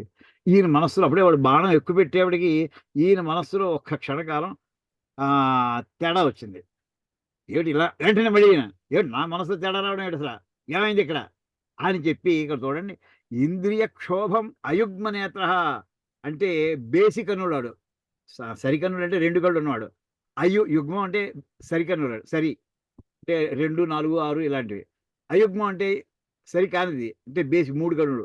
అయుగ్మ నేత్ర అంటే 3వ కన్ను తెరవబోతున్నాడు అనే సూచన కవి ఎంత చక్కగా చెప్పాడు చూడండి. అసలు మామూలు ఇంకో పేరు శివుడికి బోడని పేర్లు ఉన్నాయి, లేదు ఇక్కడ 3వ కన్ను వాడబోతున్నాడు చెప్పడానికి చిన్న మాట వేసాడు చక్కగా. అయుగ్మ నేత్ర తన ఇంద్రియ క్షోభ ఏదో కరగడంతో పునర్వశిత్వ వెంటనే వశం చేసుకుని బలవంతంగా నిగ్రహించుకుని ఏమిటి హేతు ఏమిటి ఇది కారణం సదక్షిణాపాంగ నివిష్ట ముష్టిం నతాంసమాకుంచిత సవ్యపాదం దదర్శ చక్రీకృత చారు చాపం ప్రహర్చుమభ్యుత్య మమాత్మయోనిం. అతను తనని కొట్టబోవడానికి సిద్ధంగా ఉన్నటువంటి మన్మధుణ్ణి చూశాడండి. తపఃపరామర్శ వివృద్ధమన్యో భ్రూభంగ దుష్ప్రేక్ష్య ముఖస్య తస్య స్ఫురన్నోదర్చ్య సహసా తృతీయాత్ అక్షకృశాను కిల నిష్పపాత. ఒక్కసారి మనకి అఘోరేభ్యోథ ఘోరేభ్యో ఘోర ఘోరతరేభ్య సర్వేభ్య సర్వశర్వేభ్యో నమస్తే అస్తు రుద్రరూపేభ్య. దక్షిణం వైపుకి తిరిగి ఉన్నటువంటి రుద్రుడు ఎలా ఉంటాడో అక్కడ వర్ణించారు. కాలాభ్రమరాంజన ద్యుతినిభ అని మనకి ఎంతో మాన్యాసాలు వస్తాయండి. అంత భయంకరమైనటువంటి తన లోపల కోపం తన్నుకుంటూ వచ్చేసింది తనకి. దాంతో తను ఒక్కసారి కనుబొమ్మలు ముడిచేట భ్రూభంగ ఉష్ప్రేక్ష ముఖస్య కళ్ళు అలా పెట్టి చూస్తుంటే కళ్ళల్లోంచి అలా స్ఫురన్ ఉదర్చి మంటలు కక్కుతూ తృతీయాద్ అక్షణ 3వ కన్ను తెరవడం జరిగింది. అందులోంచి నిప్పు బయటపడింది. ఇలా మిగతా దేవతలందరూ కూడాను ఏం చేస్తాడు మన్మథుడు అని చెప్పి వాళ్ళు నక్కి అక్కడ దూరంగా చూస్తున్నారండి. బాణం వేసేస్తాడా శివుడు పడిపోతాడా చూస్తున్నారు. కానీ ఇక్కడ జరిగింది ఏంటి, వాళ్ళకి అర్థమైంది శివుడి యొక్క రౌద్రమోహం చూసేవాడికి. అక్కడి నుంచి వాళ్ళు ప్రార్థనలు అందుకున్నారండి. క్రోధం ప్రభో సంహర సంహరేతి యావద్గిరఃఖే మరుతాం చరంతి తావత్ సవన్నిర్భవనేత్ర జన్మ భస్మావశేషం మదనం చకార. వాళ్ళందరూ అక్కడి నుంచి ప్రార్థనలు చేస్తున్నారట. అయ్యా నువ్వు క్రోధాన్ని చంపుకోవయ్య బాబు, క్రోధాన్ని చంపు, కాముడిని కాదు. అంటే మరి కామ క్రోధ లోభ మోహ మదమాశ్చర్యాలు అంటారు కదండి. ఇక్కడ కాముడి మీద వెళ్ళబోతున్నాడు ఈ బాణం. ఈయన మూడో గంటలో వచ్చినటువంటి అగ్నిహోత్రం. దానికి అది కోపాన్ని తగ్గించుకో. క్రోధ చాలా ఫేమస్ శ్లోకం అండి ఇది, చాలా ఫేమస్, కంఠస్థం చేయదగినటువంటి శ్లోకం ఇది. క్రోధం ప్రభో, హే ప్రభో, క్రోధం సంహర సంహర అంటే కోపాన్ని ఉపసంహరించుకో అని చెప్పి, హే ఆకాశంలో యావత్ మరుతాం గిరహాచరంతి, దేవతల యొక్క ఆక్రోశపు మాటలన్నీ కూడా బయటకు వచ్చే లోపుగా ఈ కంట్రోంచి నిప్పు రావడం అయిపోయింది, అది వాడివి పడడం అయిపోయింది. తావత్ సవన్హి భవ నేత్ర జన్మ, ఆ శివుని యొక్క నేత్రంలోంచి పుట్టినటువంటి మూడో కంట్లోంచి పుట్టినటువంటి అగ్నిహోత్రం వన్ని ఏం చేసింది, భస్మావశేషం, బూడిది మాత్రం మిగిలిట చేసేసింది. ఎంత టైం కూడా ఇవ్వలేదు ఇంకా. ఎవరిని, మదనం చకార, మత్తి. ఇక మదనుడు అంటే కాముడు అని అర్థం వస్తుంది, మన్మథుడు అని అర్థం వస్తుంది. కానీ ఇక్కడ ఏంటంటే మత్తెక్కిపోయినాడు. మదనుడు అంటే మత్తెక్కిపోయి ఉండడం. అరే నువ్వు ఎవడివి చూస్తున్నావు బాణం, చూసుకోక్కర్లేదు అసలు. నీ ఆఫీసర్కి నువ్వు డిస్మిసల్ ఆర్డర్ ఇవ్వగలవా? ఓ ఎల్డీసీ మేనేజింగ్ డైరెక్టర్కి టెర్మినేషన్ ఆర్డర్ ఇవ్వగలటండి? అలాంటి ప్రయత్నం చేసేవారు నువ్వు. నేను ఉద్యోగంలో ఉంచాలి, వీళ్ళు తీసిపడే ముందు ఇక్కడి నుంచి. భస్మావసి ఇలాగా. ఇది ఏంటంటే ఇది నమో అగ్రే వధాయ చ, కళ్ళకి ఎదురుగుండా, ఆ ఎదురుగుండా ఉండి కలిసి పడేసాడండి. అగ్రే వధాయ, ఇంతకంట చక్కటి ఉదాహరణ మనకి ఎక్కడ లభిస్తున్నాడు అసలు? ఉదాహరణ చెప్పుకోవాలంటేను ఇది దొరికిందండి. ఇది అయిన తర్వాత నెక్స్ట్ ఇంకా పెడితే మరి దూరే వధాయ ఉంది కదా, దూరంగా ఉండేటటువంటి వాళ్ళని చంపుతాడు. దూరంగా అంటే ఇందాక చెప్పినట్టుగా డిస్టెన్స్ వైజ్ కావచ్చు, కాలం వైజ్ కావచ్చు. ఈ మాట అండి మనకి అరుణంలో కనిపిస్తాయండి. అరుణంలో అంటే తైత్రీయ యజుర్వేదం, తైత్రీయ శాఖలో, కృష్ణ యజుర్వేదంలో తైత్రీయ శాఖలో, తైత్రీయ ఆరణ్యకంలో మొట్టమొదటి పన్నాన్ని అరుణం అని కూడా పిలుస్తూ ఉంటారు. అంటే ఆదిత్యుడి యొక్క ఉపాసనా రూపమైనటువంటి మంత్రాలు. ఇందులో ఎన్నున్నాయి చూడండి. అందులో ఒక పనస వస్తుందండి. ఆ మంత్రాలు సుమారు 130 పనసలు ఉంటాయి ఇందులోను. ఆ పనసల్లో కొన్ని పనసలు గర్భిణీ స్త్రీలు వినకూడదు. అందుకోసం ఏం చేస్తారంటే దీని ముందర అనువాకం అనమాట. అంటే గర్భచ్యుతి అవుతుందని భయం కొద్దీ అమ్మాయి మీరు దూరంగా వెళ్ళిపోవడం. అపక్రామత గర్భిణ్య, గర్భిణీ స్త్రీలు అంత దూరంగా వెళ్ళండి అమ్మా, ఈ మంత్రం చాలా గర్భంలో ఉన్న శిశువుకి ప్రమాదకారి, తల్లికి కూడా ప్రమాదకారి, మీరు దూరంగా వెళ్ళిపోండి అని చెప్పి సైలెంట్గానో లేదా చాలా లో వాయిస్లో చదువుతారు. ఎంతో కాదు, అది 1 నిమిషం సేపు పట్టదు. అయిపోయింది కదా, మొత్తం అది మిగతా వాడు రావచ్చు. యథాస్థానం గర్భిణ్య ఇక్కడ ఉంటుందండి. ఇందాక ఎక్కడ కూర్చున్నా అక్కడ కూర్చోవచ్చమ్మా అని చెప్పి ఇక్కడ చదివేటటువంటి మంత్రాన్ని కూడా దూరే వధాయ అనే మంత్రాన్ని అన్వయిస్తాయి నాకు అనిపిస్తుందండి. అందులో ఏమిటండి, ఆ సూర్యుని చూపిస్తూ యోసౌ తపన్నుదేతి సర్వేషాం భూతానాం ప్రాణానాదాయోదేతి. పెద్ద అక్షరాలు చేద్దామండి.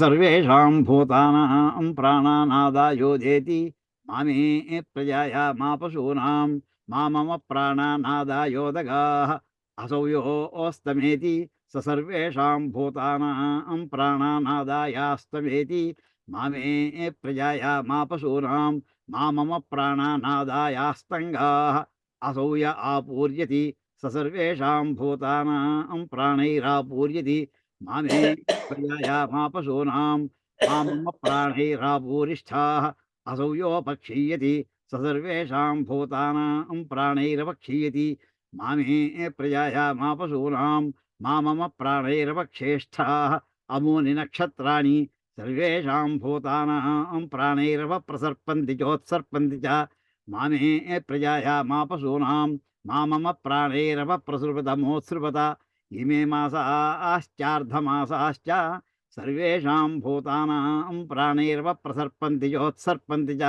మామే ప్రజాయా మా పశూనాం మా మమ ప్రాణైరవ ప్రసృపతమోత్సృపత ఇమర్తవః సర్వేషాం భూతానాం ప్రాణైరవ ప్రసర్పంతి చోత్సర్పంతి చ మామే ప్రజాయా మా పశూనాం మా మమ ప్రాణైరవ ప్రసృపతమోత్సృపత ఐం సంవత్సరః సర్వేషాం భూతానాం ప్రాణైర్వ ప్రసర్పతి యోత్సర్పతి చ మామే ప్రజాయా మా పశూనాం మా మమ ప్రాణైర్వ ప్రసృభమోసృభ ఇదమః సర్వేషాం భూతానాం ప్రాణైర్వ ప్రసర్పతి యోత్సర్పతి చ మామే ప్రజాయా మా పశూనాం మా మమ ప్రాణైర్వ ప్రసృభమోసృభ ఇయగుం రాత్రి సర్వేషాం భూతానాం ప్రాణైర్వ ప్రసర్పతి యోత్సర్పతి చ మామే ప్రజాయా మా పశూనాం మా మమ ప్రాణైర్వ ప్రసృభమోత్సృభ అని చెప్పి ఇక్కడ దాకా కూడా మనకి ఆయుష్ ఎలా వెళ్ళిపోతుందో ఎవరెవరు దానికి కారకులో ఆ లిస్ట్ అంతా చెప్పుకుంటూ వచ్చాడండి. ఇక్కడ చూడండి ఒక్కసారి ఏమిటంటే మనం ఏ ఆదిత్యుడైతే మనకి ఆయుష్ని ఇస్తున్నాడని అనుకుంటూ ఉంటామో ఆయన ఏం చేస్తున్నట్ట వాస్తవానికి ఇక్కడ చూడండి అది చెప్తున్నాడు అక్కడ. ఆయన యహ అసౌ తపన్ ఉదేతి, ఏ ఆదిత్యుడైతే తపింపజేస్తూ ఉదేతి ఉదయిస్తున్నాడో ఆయన ఏం చేస్తున్నాడు, సాయంకాలం వెళ్ళి లోపుగా అందరి యొక్క ప్రాణాలని మూటగట్టి పట్టుకుపోతున్నాడండి. ఈవేళ ఓ రోజు అయిపోయింది అబ్బాయి లెక్కేసుకోండి మీకు. సర్వేషాం భూతానాం, సమస్త జీవుల యొక్క ప్రాణాన్ ఆదాయ ఉదేతి అంటే వీళ్ళందరికీ ప్రాణాలన్నీ కూడా తీసుకొస్తాడు. ఇవాళ తెల్లారింది అనుకుంటుంటారు. మామే ప్రజాయ అయితే తర్వాత ఏం చేస్తాడు, యహ అస్తమేతి, ఈయన అస్తమిస్తూ ఉంటే సర్వేషాం భూతానాం ప్రాణాన్ ఆదాయ అస్తమేతి, అందరి యొక్క సమస్త జీవులు క్రిమికీటకాదు లగాయితూ సమస్త బ్రహ్మాండాలు ఎంతమంది ఉన్నారో జీవులందరూ కూడా అందరి యొక్క ప్రాణాలని ఆదాయ సంచిలో వేసుకుని అస్తమేతి ఆయన అస్తమిస్తున్నాడు. అంటే ఏమైందండి, ఓ రోజు అయిపోయింది అబ్బాయి నీకు. ఇది ఏమిటండి ఇది, దూరే వధాయ చ, దగ్గరేం లేడు సూర్యభగవానుడు. ఆయన దగ్గరికి వస్తే అసలు మనకి ఆ క్షణమే మనకి అగ్రే వధాయ అయిపోతుంది. అసలు దూరే వధాయ కాలంలో దూరం ఇది. ఇక రోజు తగ్గిందంటే కానీ కౌంటింగ్ స్టార్ట్ అయిపోయింది. ఆయన ఒక్కడే కాదండి ఇలా మనకి లెక్క చేస్తుంది మన కోసం. ఇంకేదంటే 7 పురుషులు ఉన్నారు ఇక్కడ. 7 కూడా వీళ్ళందరూ కూడా కాలాన్ని లెక్కేస్తున్నట్టండి. అలా లెక్క వేసినటువంటి వాళ్ళలో ఇంకొక ఆయన ఎవరంటే నక్షత్రాలన్నీ కూడా. ఈ నక్షత్రాలు రోజుకో నక్షత్రం నడుస్తూ ఉంటుంది. ఇవాళ ఆశ్లేష నక్షత్రం, నిన్న పుష్యమి నక్షత్రం, ఇవాళ ఆశ్లేష వెళ్ళిపోయింది, మగ వస్తుంది, ఆశ్లేష వెళ్ళిపోతూ ఉంటుంది. అది అయిపోయింది, ఓ రోజు అయిపోయింది వీళ్ళకని తన లెక్క ప్రకారం. అది కూడా చూడండి, మా మమ్మ అది కూడా చెప్తుంది. సర్వేషాం భూతానాం ప్రాణై అపప్రసర్పంతి చోత్సర్పంతి చ, ఆ నక్షత్రాలన్నీ కూడా అంటే ఏ నక్షత్రం ఏ రోజుకు వస్తూ ఉంటుందో ఆ నక్షత్రాలన్నీ కూడా ఆయుష్ ప్రాణై అపప్రసర్పంతి, ప్రాణాలను తీసుకుని వెళ్ళిపోతున్నాయి అవి. అంతేకాదు ఇంకా ఎవరున్నారు, ఇంకాను ఇమే మాసాశ్చార్ధమాసాశ్చ, నెలలు పక్షాలు ఇవి కూడా అంతే. ఇవాళ సపోజ్ మనకి పుష్యమాసం నడుస్తుంది, పుష్యమాసం వెళ్ళిపోయింది అంటే ఒక నెల తగ్గిపోయినప్పుడే శుక్లపక్షం మనం వెళ్ళిపోయింది, ఇవాళ అప్పుడే కృష్ణపక్షం ప్రారంభమైపోయింది నిన్న అని అవే ఓ పక్షం తగ్గిపోయింది, 15 రోజులు తగ్గిపోయింది. అలాగే సర్వేషాం భూతానాం ప్రాణై అపప్రసర్పంతి అని చెప్పి మన ఆయుష్ని తీసేస్తుంటాయి అవి. అంతేకాదండి ఋతువులు, ఏమార్తవ, ఈ ఋతువులు అంతే. మనకి ప్రస్తుతం హేమంత ఋతువు నడుస్తుంది, వెళ్ళిపోయింది, ఆ ఋతువు టికెట్ వేసేయండి, ఓ ఋతువు తగ్గిపోయింది, వీడికి ప్రాణం తీసేస్తుంటారట. సర్వేషాం భూతానాం ప్రాణైర్వ ప్రసర్పంతి జ్యోత్సర్పంతి. అంతేకాదు చివరికి సంవత్సరం వెళ్ళిపోయింది, 2024 అని చెప్పినా సరే శోభగురు 4 సంవత్సరం టికెట్ వేయండి, ఏమైంది ఆయుష్లో సంవత్సరం తగ్గిపోయింది చెప్పడానికి. ఇంతేకాదు ఇంకా ఏ పెద్దదే కాదు, రోజుల్లో వెళ్ళిపోతుంది ఆ ప్రాణం. ఇదమహ, ఇగో ఈ పగలు ఏం చేస్తుంది, ఓ రోజు తేడా తీసుకొచ్చేసింది, పగలు తీసేసింది. ఏం రాత్రిపూట అంటే ఇవన్నీ కూడా కాలస్వరూప దేవతలండి. ఈ దేవతలందరూ కూడా ప్రతి జీవుడి యొక్క ఆయుష్కాలాన్ని కూడా వాటి గమనం ప్రకారం తీసేస్తుంటారు వీళ్ళు. అంచేది వీళ్ళందరూ కూడా మృత్యు దేవతలు, ఒకళ్ళు కాదు. మనం ఎవరైతే మనం సుఖంగా ఈ రాత్రి హాయిగా ఉందో అనుకుంటున్నామో అది హాయి కాదు, అది ప్రాణం తీస్తోంది పక్కనే. ఈ పగలు చాలా బాగుంది, శీతాకాలంలో ఎండలో కూర్చుంటే అనుకుంటాం, లేదు ఆయన రోజు తీసేస్తున్నాడు ఆయన. ఇలాగ ఎవరెవరికి విధించబడినటువంటి ఎవరి చేత అగ్రే వధాయ చ దూరే వధాయ చ ఉగ్రాయ చ భీమాయ చ, ఉగ్రస్వరూపుడైనటువంటి ఈయన భీమరసంగా కూర్చున్నాడంతే, ఎవరి పని వాడు చేయాలి, చేయకపోతే వాళ్ళకి అయిపోతుంది అక్కడ.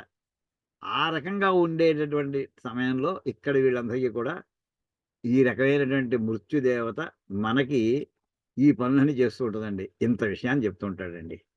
ఇంతేకాదు ఇంకోటి చూడండి, ఇదే భగవద్గీతలో చూడండి, తస్మాత్వముత్తిష్ఠ యశో లభస్వ జిత్వా శత్రూన్ భుంక్ష్వ రాజ్యం సమృద్ధం. మయైవేతే నిహతా పూర్వమేవ నిమిత్త మాత్రం భవ సవ్యసాచిన్. అర్జున, నువ్వేదో పెద్ద నువ్వు చంపుతావు అనుకుంటున్నావు, ఏమీ లేవు, నేను ఆల్రెడీ చంపేశాను. మయా ఏవ ఏతే నిహతా పూర్వమేవ. ఏతే ఈ కౌరవ సైన్యంలో ఉన్నటువంటి మొత్తం సమస్త నాయకులు సైనికులందరూ కూడా మయా నిహతా పూర్వమేవ వాళ్ళంతా నా చేత చంపబడ్డారయ్యా. మరి ఇంక నీ చేసి పడింది, నువ్వు నిమిత్త మాత్రుడిగా ఉండు చాలు. నిమిత్త మాత్రం భవ. నువ్వు అలా ఉండద్దు, ధనుసు ఎక్కుపెట్టి ఉంచు, బాణం వేస్తూ ఉండు. ఆ బాణం ముందర అప్పుడే వాళ్ళని చంపేశాను, అంటే నోట్ ఫైల్లో సంతకం అయిపోయింది, వాళ్ళని హతమార్చేశాను అని చెప్పి పరమేశ్వరుడు రౌద్ర రూపంలో ఉన్నప్పుడు అక్కడ అంచేతనే కాలోస్మి లోక క్షయకృత్, భగవద్గీతలో చూడండి 11వ అధ్యాయంలో, కాలోస్మి లోక క్షయకృత్ ప్రవృద్ధో అని అక్కడ క్షయకృత్, మొత్తం క్షయం చేయడం, ఇప్పుడు ఈ క్షణంలో లోక క్షయం చేయడం కోసం వచ్చాను నేను, అంతే. అంటే అందరూ నా చేత చంపబడ్డారు అని ఈ రకంగా అగ్రేవధాయ దూరేవధాయ. మరి ఎదుర్కొన్న కృష్ణ పరమాత్మకి ఆయన అవతల సైన్యం అంతా కనిపిస్తుంది, ఒక్కసారి వాళ్ళంతా చూశాడు. అంటే ఆయన చూపులే ఉంది, ఒరే అబ్బాయి నువ్వు ఈ పూట పోతావా రేపు పోతావా అని ఆయన ఆ చూపుది. ఇది కాలస్వరూపుడు ఆయన అక్కడ. అలాగా మొత్తం ఈ చూడడం అనేటటువంటిది అగ్రేవధాయ దూరేవధాయ అనేటటువంటి వాట ఇలా వస్తూ ఉంటాయండి. ఇంతేకాదు తర్వాతమో హంత్రే చ హనీయసే చ, ఇలాగా హంత్రే అందరినీ హతమార్చేటటువంటి వాడు.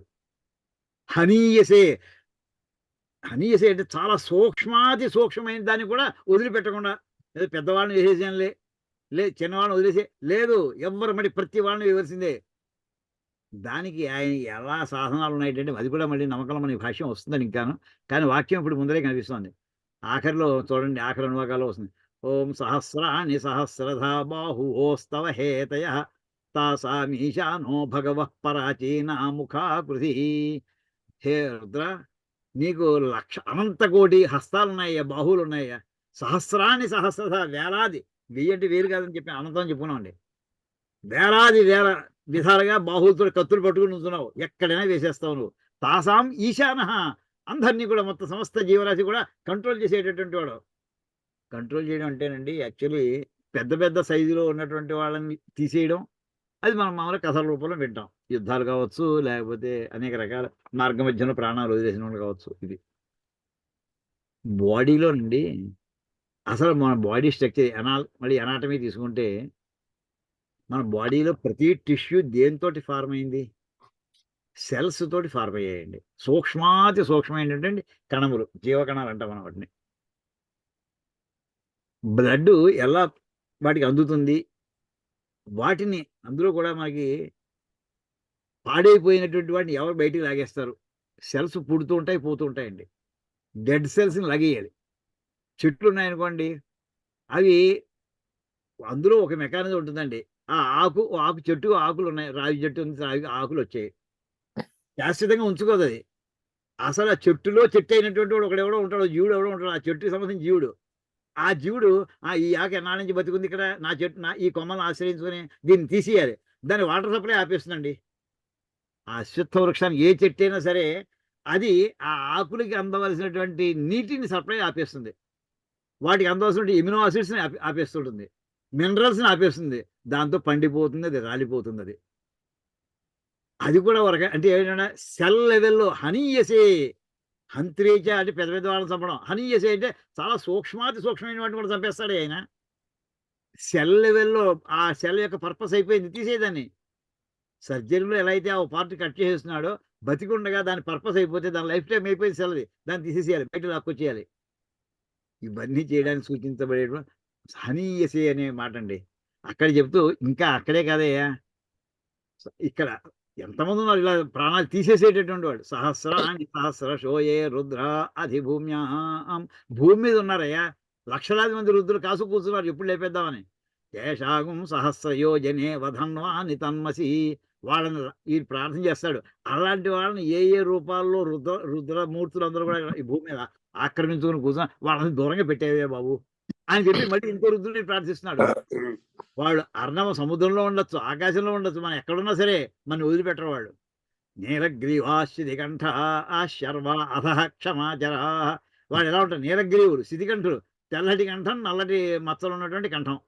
అలాంటి వాళ్ళు మొత్తం విశ్వం అంతా వ్యాపించి ఉన్నారయ్యా, వాళ్ళ నుంచి నన్ను రక్షించవయ్యా అని చెప్పుకుంటే. ఎందుకంటే ఇదంతా కూడా ఆయన అక్కడ శిక్షించడానికి కూర్చుని ఉన్నాడు. ఇందాక ఉగ్ర రూపంలో కూర్చున్నాడు కాసేపు, భీమ రూపంలోనూ ఉన్నాడు ఆయన. ఆయన పని ఏం చేశాడు, కింద అసిస్టెంట్స్ అందరూ వీళ్ళందరూ విజృంభిస్తున్నారు. బాబోయ్ రక్షించు, బాబోయ్ రక్షించు. ప్రతి జీవి కూడా ఆర్తనాదాలు చేస్తోంది తాము చేసినటువంటి అపరాధాలకి శిక్షణ అనుభవించలేక.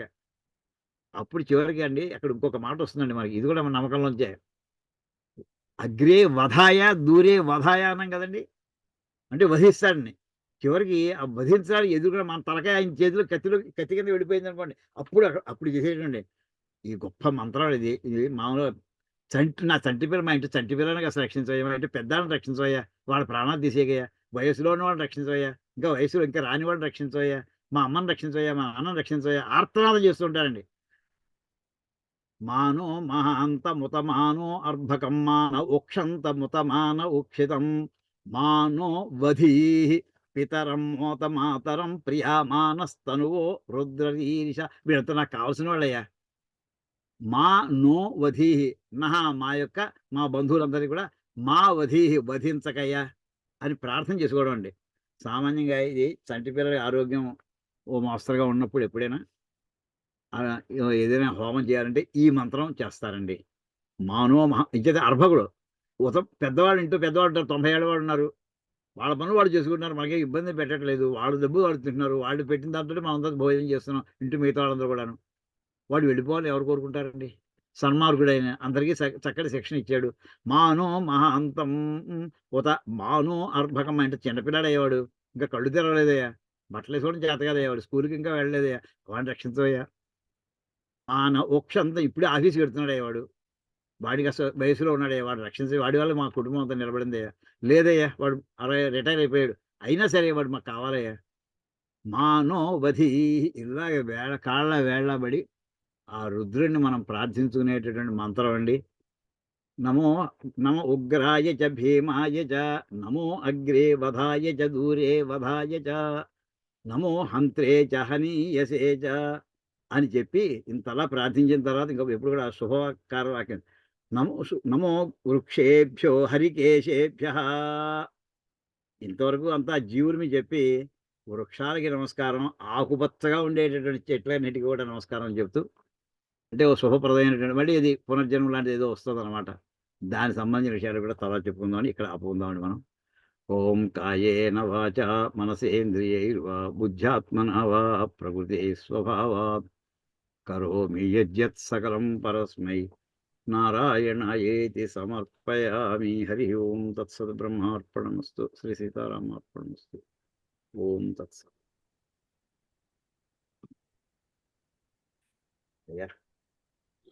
ఇది బాగుందండి, చాలా బాగుంది. ఒక్కొక్క వాడికి ఎంత ఉంటుంది అసలు, ఎంత మన వేదాలన్నీ కూడా ఉండుంటాయి. అసలు మనకి జీవితకాలం సరిపోదేం బాబయ్య ఇవన్నీ. ఒక జీవితం కాదు, 100 జీవితాలు కూడా సరిపోవు. ఒక ఆయన 100 జీవితాలు కూడా సరిపోవు.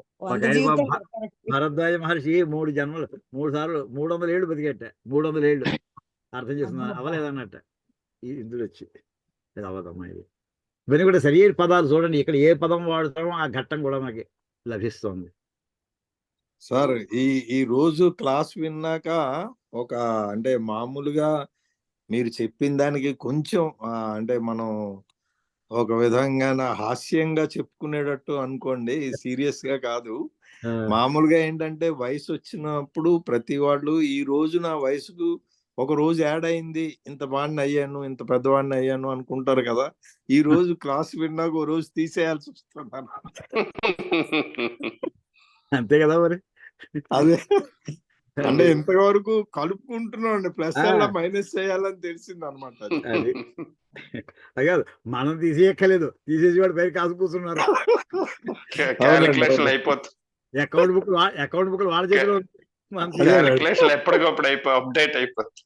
అంటే మనం వయసు పెరుగుతున్న కొద్దీ ఇన్ని సంవత్సరాలు వచ్చాయి, ఇంత పెద్దవాడిని అయ్యాను, రోజు చిన్నవాడిని అవుతున్నాను. నాకు 65 ఏళ్ళు వచ్చాయి, 70 ఏళ్ళు వచ్చాయి, 65 ఏళ్ళు పోయాయి. అది అలా అనుకోవాలి. ఈవేళ రుద్ర భాష్య సారాంశం అదండి. అని ఇప్పుడు కానీ కానీ మీరు ఇందాకలు అన్నట్టుగా వస్తున్న ఒక్కొక్క రోజు బోనస్ రోజు సార్. మరి దాని అర్థం ఏ రథశాంతి కాదు, ఏమా ఏ అపర్ణ? రథశాంతి ఈ రోజు గడిచిందంటే బోనస్ వచ్చి ఓ రోజు బోనస్ వచ్చి ఏ బోనస్ రథశాంతి లో కూడా చేయాలో ఖర్చు ఆలోచించండి. అయిపోయింది. ఎలా ఉంది? ఏ రథశాంతి చేయాలో ఆలోచించండి. విన్నావమ్మా మొత్తం అంతా? ఏమండి ఏ రథశాంతి చేయాలో ఆలోచించండి అంటున్నా. అలాగే. ఇప్పుడు ఒక సార్ రథం- ఈ సార్, చాలా మంది భీమరథం ఈ శాంతి మధ్యకాలం- అనేది ఎలా వచ్చింది సార్? గురువు గారు? భీమరథం అంటే ఏంటది? భయంకరమైన రథం. అంతేనా? ఆ గంటలు కొట్టుకుంటూ మన ఫైర్ ఇంజిన్ లా వస్తున్నాడు ఆయన. అంటే 70 ఏళ్ళు జరిగినప్పుడు ఒకసారి భీమరథ శాంతి చూసానండి. 70కి అదే చేశారు, చూసా. అది చాలా డీటెయిల్డ్ గా చేశారు, అది పద్ధతి ప్రకారం. చూడడమే కాదు, చేసుకోవడం కూడా అవసరం. గురువు గారు మరి 80 ఏళ్ళకి ఏం చేస్తారండి? సహస్ర చంద్ర దర్శనం 82 దాకా పెట్టారు. సహస్ర చంద్ర దర్శనం చేస్తాను. సహస్ర చంద్ర దర్శనం 100 ఏళ్ళకు కూడా శాంతిని ఇచ్చారండి. 100 ఏళ్ళకు కూడా ఉమ్. ప్రపౌత్ర శాంతి. ప్రపౌత్ర శాంతి. ఆ, అలాంటివి చాలా ఉన్నాయి పుస్తకాలు మనకి. అది తెలియదు, చేసుకోవాలి. అలాగే ప్రతి 5 సంవత్సరాలకి ఉందండి. ఇంకా 60 నుంచి ప్రతి 5 సంవత్సరాలకి ఉంది. అసలు ఈ వేళ ఎక్కడ లేదు, రోజు చేసుకోవాల్సింది. రోజు చేసుకోవాలి బాబు. ఏదో ఒకటి రోజు శతరుద్రియ పాఠం చేయండి. పారాయణ చేస్తే సరిపోతుంది. గురువు గారు 80 ఏళ్ళకు ఒకసారి సహస్ర చంద్ర దర్శనం ఒకసారినా? 82 చేస్తారు. 80కి ఏం చేయరు. 82 80 ఇచ్చారు. తర్వాత అప్పుడు కూడా 80 కలశాలు, తర్వాత అంటే ఈ దేవతలకి అందరికి మళ్ళీ కలశాలు పెట్టాల్సిందేనా? ఇంకా బాబు కలసరి ఖర్చు పెట్టరండి. తమలపాకులు ఖర్చు పెడతారు అంతే. అలాగే మా చంద్రుడు 80కి మా చంద్రుడు నాన్నగారు చేయాలి. చేశాను నేను. 80గా ఆస్ట్రేలియాలో మా నాన్నగారు వచ్చినప్పుడు దివాకర్ అని చెప్పి అనమాట, సహస్రం చేయబోయే నాన్నకి అని. 81 చిల్లర అప్పుడు ఆయనకి. అవునండి, అవును. ఆ అదృష్టం కలిగింది నాకు చేయటానికి. చాలా అదృష్టం, చాలా అదృష్టం.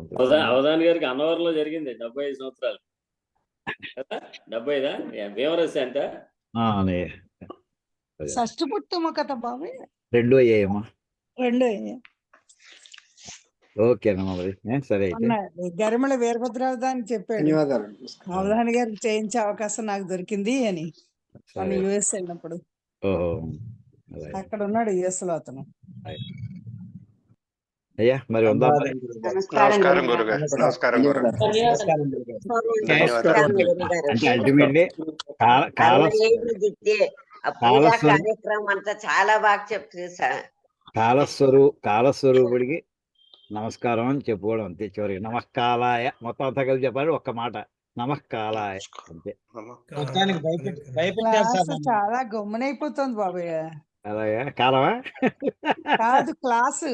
గురువు అంటే గారు దూరంగానూ ఉండకూడదు, దగ్గరగానూ ఉండకూడదండి. అది దూరేచా అగ్రేసా. మన చాయిస్ ఏం లేదు మూర్తి గారు. అన్ని ఆయన చాయిస్లే. సరే అయితే మరి ఏమా ఈ క్లాస్ లో మమ్మల్ని భయపెట్టినారు గురువు గారు మీరు. అంత కులాసా ఉన్నారు కదా. సరే అయితే ఉంటానండి. నమస్కారం, ధన్యవాదాలు. ధన్యవాదాలు సార్. నమస్కారం గురుగారు. నమస్కారం గురువు గారు. నమస్తే బాబయ్య. నమస్కారం.